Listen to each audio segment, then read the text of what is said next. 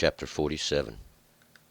The word of the Lord that came to Jeremiah the prophet concerning the Philistines, before that Pharaoh smote Gaza.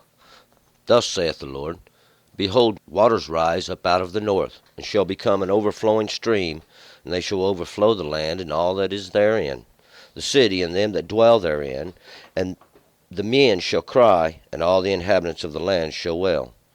At the noise of the stamping of the hoofs of his strong ones, at the rushing of his chariots, at the rumbling of his wheels, the fathers look not back to their children for feebleness of hands, because of the day that cometh to spoil all the Philistines, to cut off from Tyre and Zidon every helper that remaineth.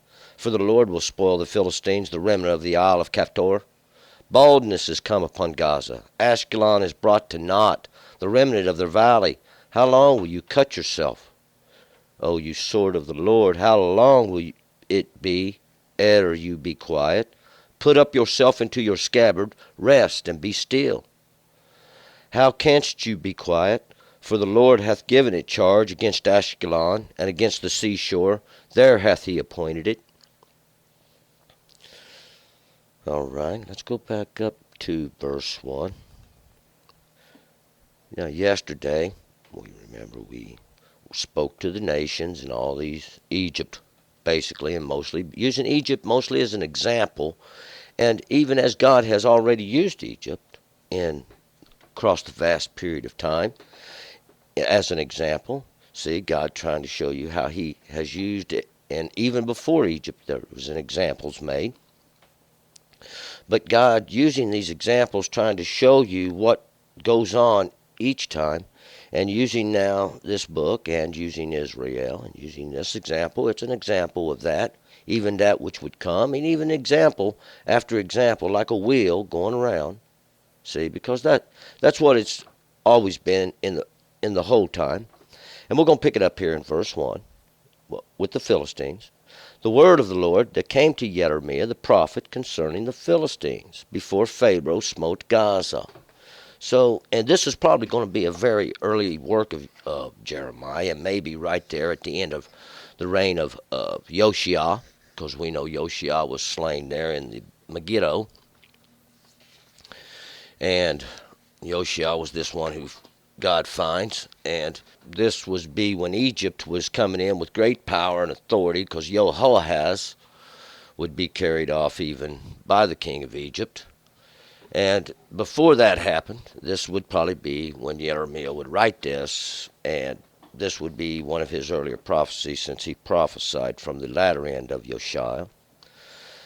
This would be the word that came from the Lord. This would be the word that came from the Lord to Jeremiah, the one whom God appointed, the one appointed by God. He is the prophet, the one speaking, concerning the Philistines. And these Philistines are migrants, and Philistines means migrants. I call them drifters, wanderers. They have wandered and drifted away from the law of God, and this happened a long time ago, and we're going to find out this is a remnant of them before the Pharaoh, and Pharaoh is that great house, and we're talking about that period of time when Pharaoh would smite Gaza, and Gaza is that place of strength. Verse 2, Thus saith the Lord, Behold, waters rise up out of the north, and shall become an overflowing stream, and they shall overflow the land, and all that is therein, the city, and them that dwell therein, and the men shall cry, and all the inhabitants of the land shall wail. So, Pharaoh, this great house, and this was the prophecies, what God's saying is, Behold, now watch and see these waters that rise up out of the north. And these waters that rise up out of the north is God is telling even now of a period of time after even that Egypt is going to come in and conquer this place of strength. And we're talking about that place of strength, and we know this happened in Gaza, but what it is a prophecy even of those things that are to come. And north is a representation of judgment. And judgment's coming as an overflowing stream, and it shall overflow the land. And because why? Everybody had turned to sin, from the law of God. See, turning from the law of God is to sin, and that's what was going on in all the earth. And it had went on several times before this.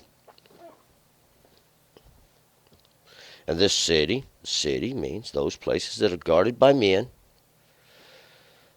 And every man will cry, and all the inhabitants of the land shall wail.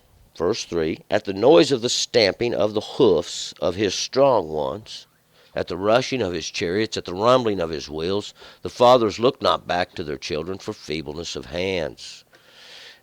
And at the noise of the stamping of the hoofs of his strong ones, and we know these are horses stamping their hoofs, but these are ones in great strength. And these horses, even these great strengths, God has sent in. And these rushing of his chariots, these chariots, once again, is that place where they stand up there and they make war. They ride in this chariot, having the reins in their hand of this strong and strength, even, in one hand, and with the sword in the other they slay. And this rumbling of the wheels, see, this rumbling of the wheels is these wheels that go round and round and round, these circles that do go round, and that's what they represent. The fathers look not back to the children for the feebleness of their hands, because they can't help them. They are in worse shape than their children, because they are right in the midst of the judgment of God. And the children, they know, have to come into it. And there's nothing they can do about it. Why? Well, they've turned from God, see. And God has sent these great strengths into their city or their nation because of the day that comes to spoil all the Philistines, to cut off from Tyre and Zidon every helper that remains. For the Lord will spoil the Philistines, the remnant of the isle of Caphtor,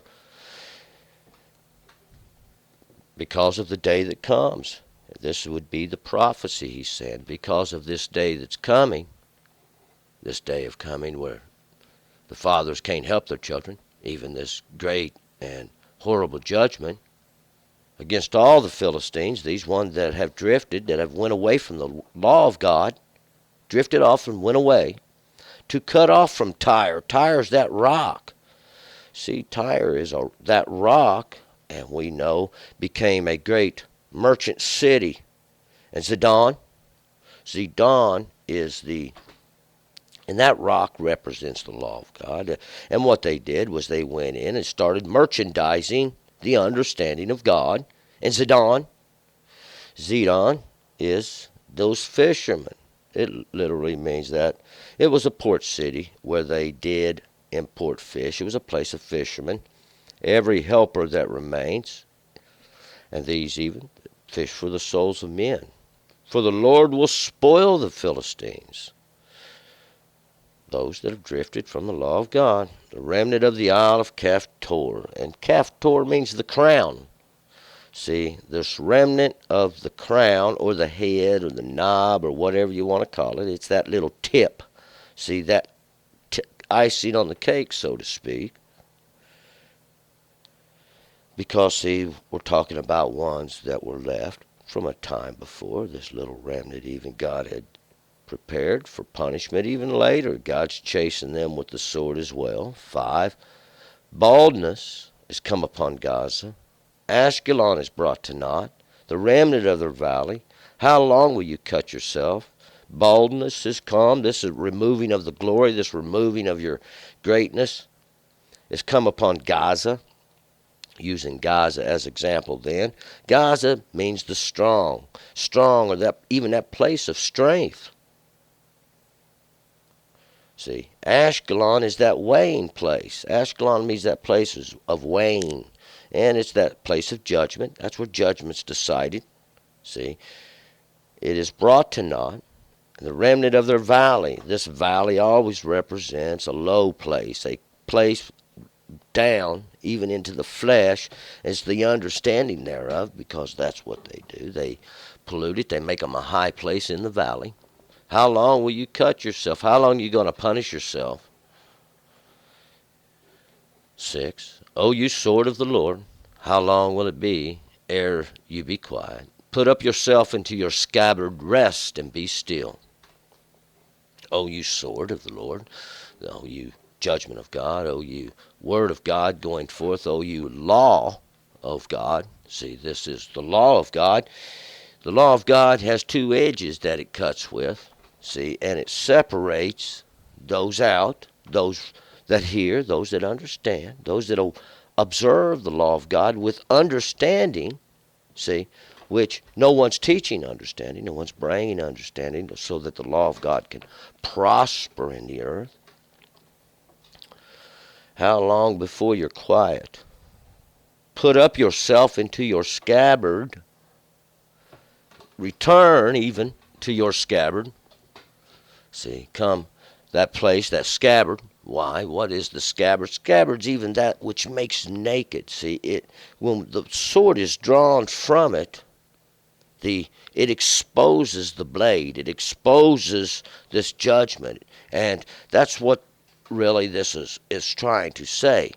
This judgment of God that's being exposed. Put yourself back into the scabbard. Return back in there. See, rest, return, and be still, because God has brought great judgment into the earth. We see this through degradation of society. See, we see in history, through time, how these great civilizations suddenly, and it seems like they just come on the scene, wham, with a lot of knowledge and understanding. But see, there was a building up to that, and then the great fall. Because God was making an example, God raises up and then God throws down. See, and he's been doing this throughout history. This judgment's going to continue. This is the wheel. These are the wheels. Even on his chariot. 7. How can you be quiet? For the Lord hath given it charge against Ashkelon and against the seashore. There has he appointed it. How can the sword of God be quiet? He's appointed it against Ashkelon, even that place of judgment. See, that place of where they set the scales, that place of the balances, where they're supposed to be teaching the law of God, supposed to be bringing understanding, but somehow they have used and distorted the scales. That is the place that is against the seashore. That seashore even represents these pounding waves of the multitudes of people trying to break onto the ground, but see, God had set the limit of the sea. That is to set the limit of understanding almost, the understanding of many people.